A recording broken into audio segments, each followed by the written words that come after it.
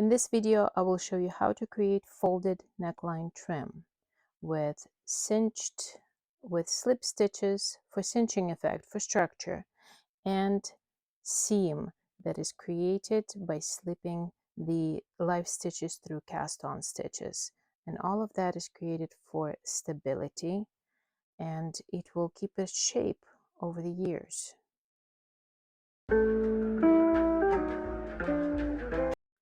You will need the needle that you made the gauge with, your chosen yarn, the row round counter, beginning of the round stitch marker, and also locking supporting stitch marker.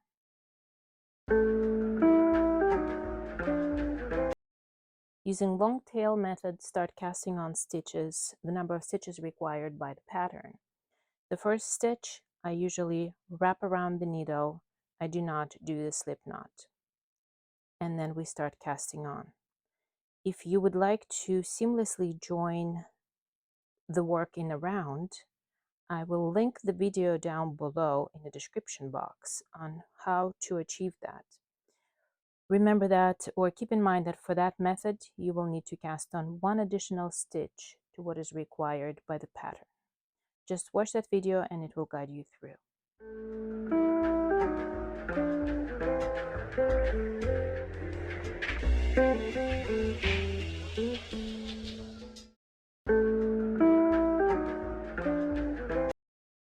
When all the stitches for the neckline trim are cast on, during to work in a round, make sure the stitches are not twisted, and using the removable stitch marker or locking stitch marker, place it in the first stitch on the left needle, like so. Place beginning of the round marker on the right needle and start working on the setup round. Keep in mind that we're working on the wrong side here. So to set up for 2x2 rib symmetrical, we will purl the first stitch after the beginning of the round marker. We will knit 2 stitches and then purl 2 stitches. We will repeat knit 2, purl 2 to 3 stitches before the end of the round marker, and then we will knit 2 and purl 1, and that will complete the setup round.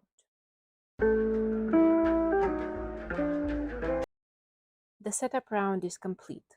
Work round 1 with the set pattern, and then repeat that round 1 a further as instructed in the pattern number of times, meaning in addition to that first round, you will need it that many times.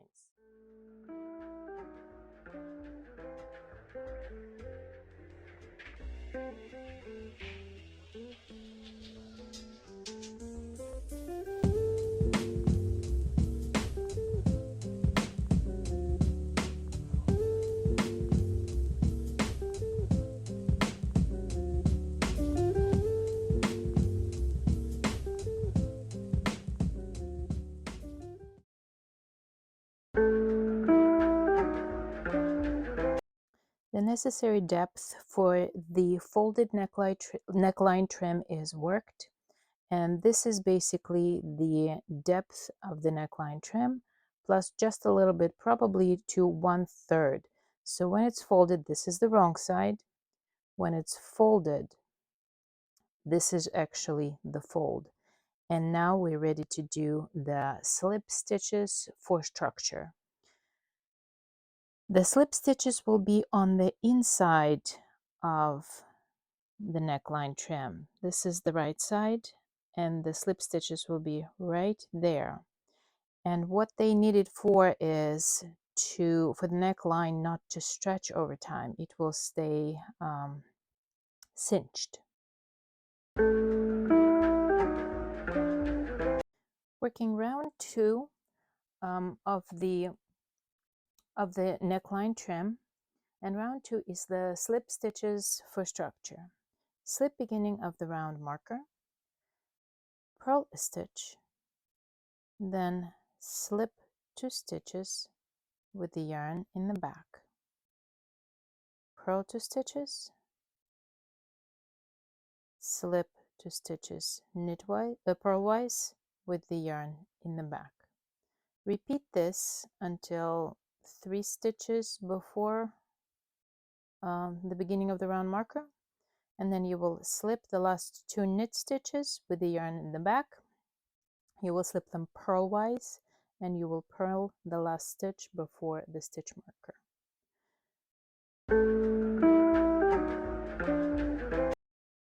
This is what round 2 looks like, finished.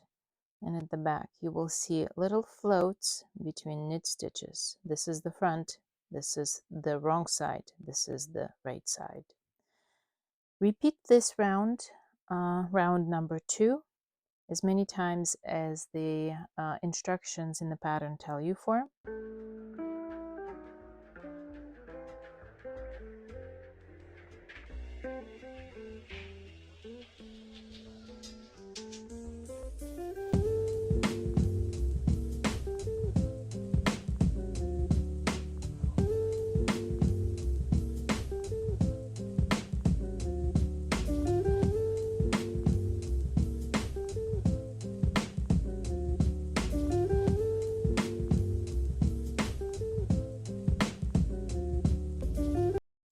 After you worked all of the rounds with slip stitches that are instructed by the pattern, your wrong side should look like this, and your right side should look like this.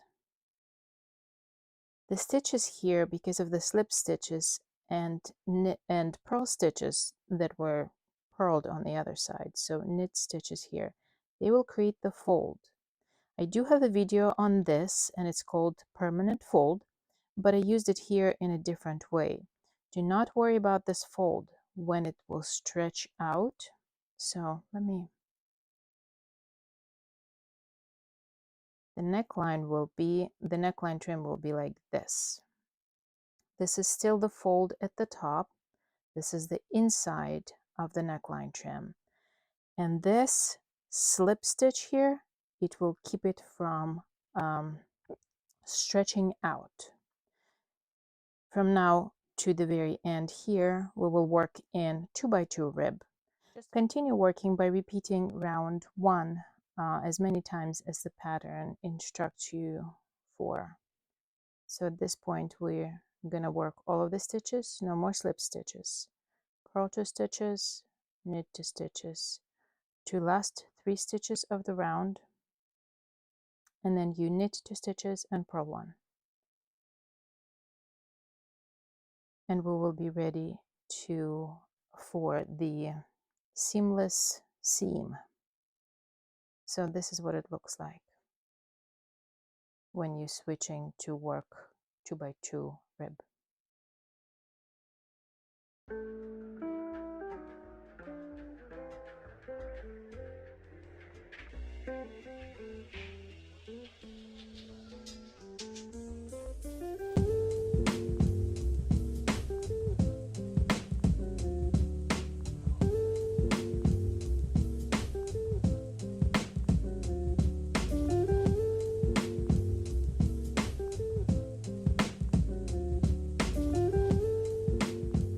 Now we're ready to create a seam. To prep for round 3, or the seam round, we begin by folding the neckline trim in half, with the cast-on stitches positioned in front of the work, like that. So now the right side is facing. Ensure that the working yarn is at the back of the work and leave it alone. The live stitches on the needle will be pulled through the corresponding stitches of the first round of the trim to establish a seam at the neckline for added support. Align the cast-on stitches with the live stitches on the needle of the same column.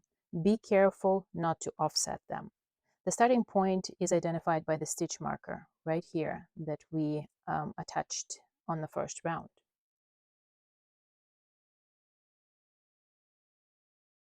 Round 3. Slip beginning of the round stitch marker. Find the stitch with removable stitch marker. It will be this stitch right here. Just keep it in the same round.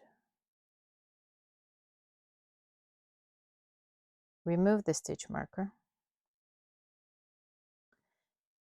With the right needle, insert the right needle into the stitch under the cast on from front to back, and then slip the live stitch off the left needle purlwise and pull it through to the front.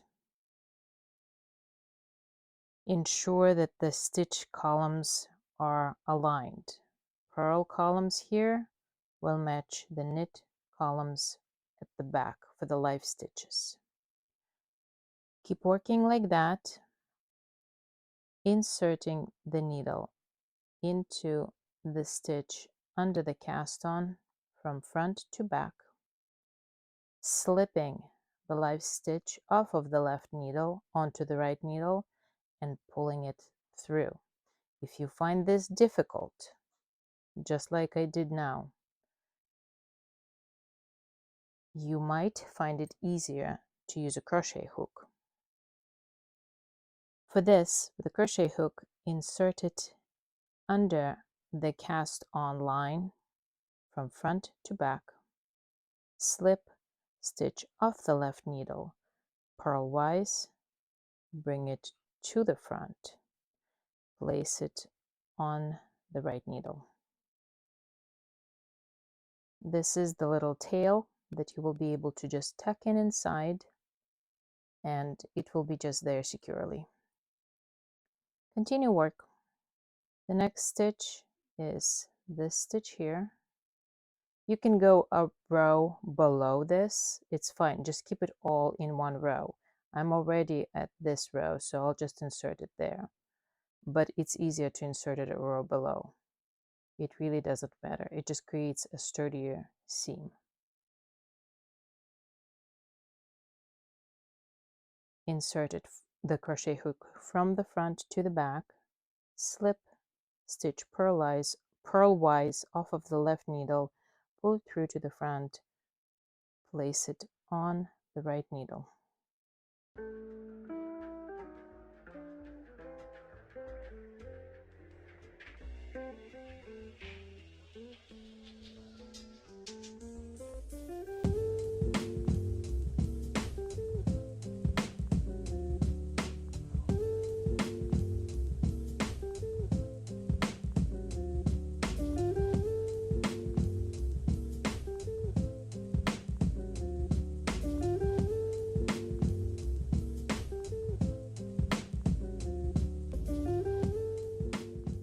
This is what finished neckline trim, folded neckline trim looks like.